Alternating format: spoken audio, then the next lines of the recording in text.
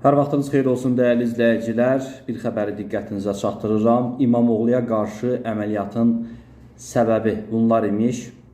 Ötən il Türkiyədə bələdiyyə seçkilərinin keçirilməsinə az bir vaxt qalanda İstanbul Böyükşəhər Bələdiyyəsinin sədri Əkrəm İmamoğluya ən yaxın adamlarından biri olan Fatih Keleş pulla dolu çamadanları yığarkən görüntülənmişdi. Görüntülərdə milyonlarla lirənin masanın üstündə bağlamalar halında olduğu, ətrafdakı insanlar tərəfindən çeşidlənərək etiketləndiyi və qara rəngli səyahət çamadanlarına qoyulduğu görünür.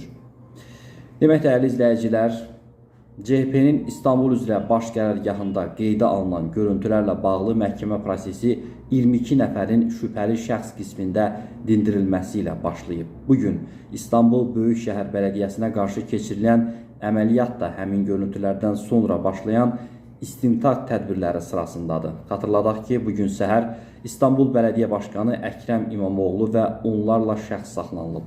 İmamoğluya qarşı terror təşkilatı ilə əlaqə və korrupsiya ittihamları irəli sürülüb.